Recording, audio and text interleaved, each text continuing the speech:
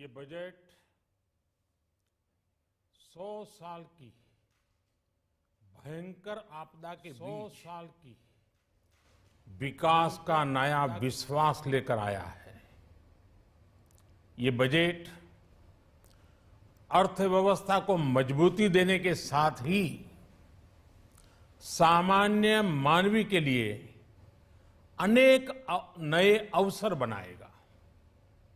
ये बजट मोर infrastructure, more investment, मोर growth और more jobs की नई संभावनाओं से भरा हुआ है। और एक नया क्षेत्र और खुला है और वो है ग्रीन जॉब्स का।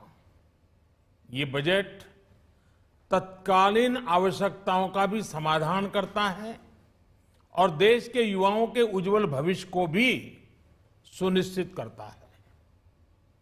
ये पिछले कुछ घंटों से देख रहा हूं जिस प्रकार से इस बजट का हर क्षेत्र में स्वागत हुआ है।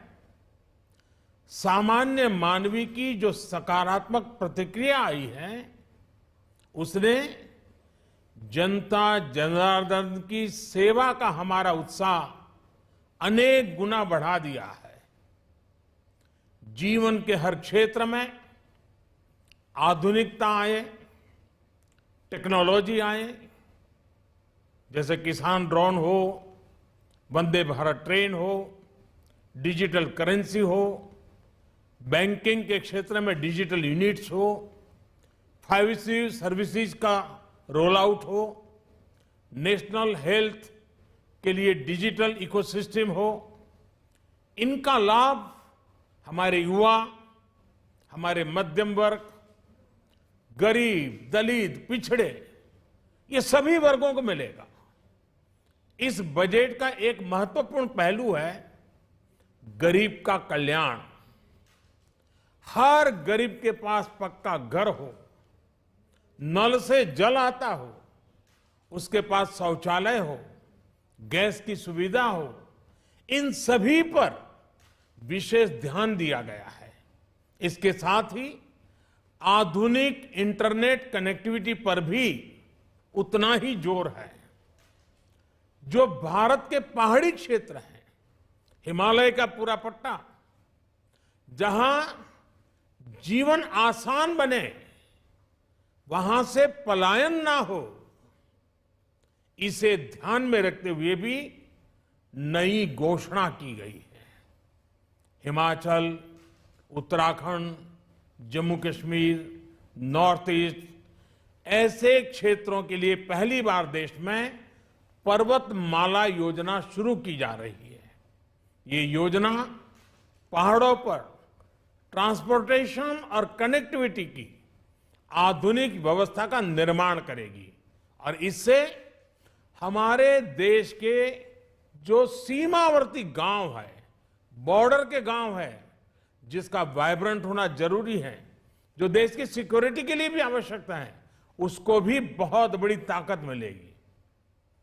भारत के कोटि कोटि जनों की आस्था मां गंगा की सफाई के साथ साथ किसानों के कल्याण के लिए एक महत्वपूर्ण कदम उठाया गया है।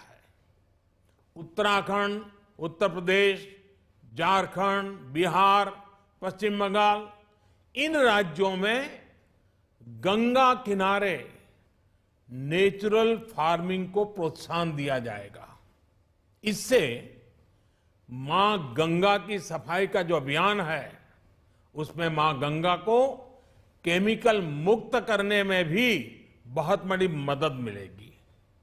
बजट के प्रावधान यह सुनिश्चित करने वाले हैं कि कृषि लाभप्रद हो, इसमें नए अवसर हो, नए एग्रीकल्चर स्टार्टअप्स को प्रोत्साहन देने के लिए विशेष फंड हो या फिर फूड प्रोसेसिंग उद्योग के लिए नया पैकेज। इससे किसानों की आय बढ़ाने में बहुत मदद मिलेगी। एमएसपी खरीद के माध्यम से किसानों के खाते में 2.25 लाख करोड़ रुपए से भी ज्यादा सीधे ट्रांसफर किए जा रहे हैं। कोरोना काल में एमएसएमई यानी हमारे छोटे उद्योगों की मदद और उनकी सुरक्षा के लिए देश ने लगातार अनेक निर्णय लिए थे, अनेक प्रकार की मदद पहुंचाई थी। इस बजट में क्रेडिट गारंटी में रिकॉर्ड वृद्धि के साथ ही कई नई योजनाओं का ऐलान किया गया है। डिफेंस के कैपिटल बजट का 68% डोमेस्टिक इंडस्ट्री को रिजर्व करने का भी बड़ा लाभ भारत के एमएसएमई सेक्टर को मिलेगा। ये आत्मनिर्भरता की तरफ बहुत बड़ा मजबूत कदम है।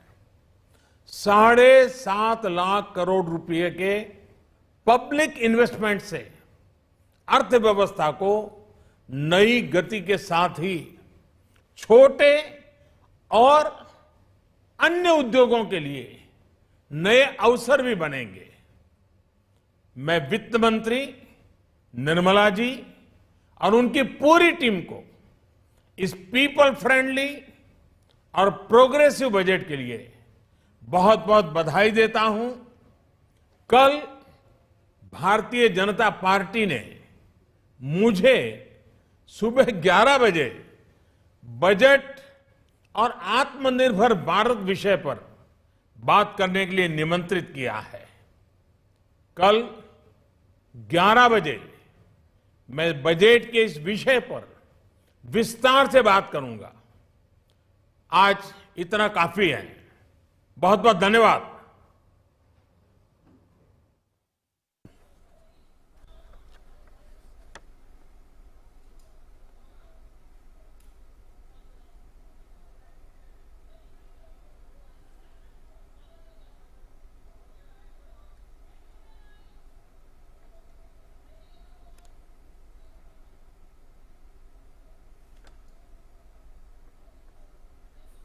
तो बजट के बाद में पहली प्रतिक्रिया प्रधानमंत्री नरेंद्र मोदी की, उन्होंने साफ तौर से कहा कि जो बजट है वो